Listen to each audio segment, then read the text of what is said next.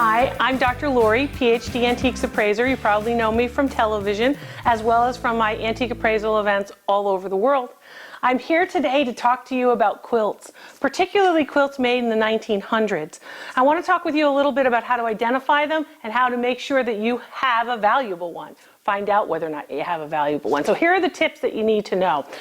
Quilts in the 1900s are important and they reflect what's going on in the 1900s. And of course, one of the big things that's happening is, of course, World War I and World War II.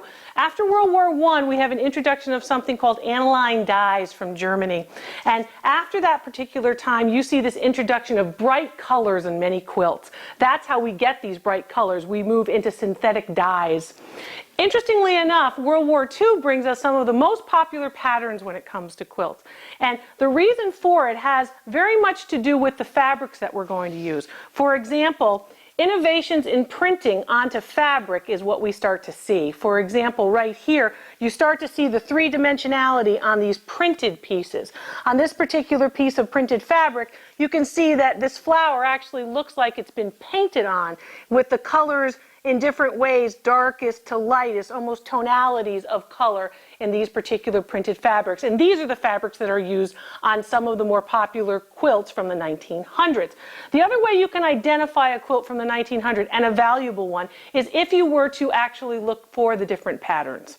Redwork quilts or embroidered quilts like this particular quilt, some of the most popular. Women had more time to do the needle arts in this period. So what you start to see by about 1930 and 1940 is in fact not only quilts coming from something called chicken linen or flour sacks and feed sacks, but also a lot of embroidery work on many of these particular quilts. You're also going to see certain types of quilts that in fact relate to what's happening during the 1940s. After World War II, of course, many GIs come home and we see a lot of marriages and a lot of images and subjects of the family during this time period. So the wedding ring quilt becomes really popular in those bright printed textiles, and you see the wedding rings which are interlaced in a quilt like this.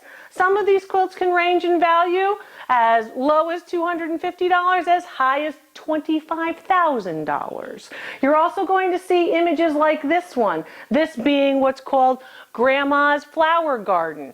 Victory gardens, very popular, of course, and necessary in the 1940s. Flower garden quilts made of these textiles is going to be popular too. And another popular pattern is Sunbonnet Sue, relating to the baby boom that happens, of course, after World War II when the GIs come home and start, of course, marrying and birthing during that time. Sunbonnet Sue and other elements that relate to children relate to this rise in crib quilts at this time.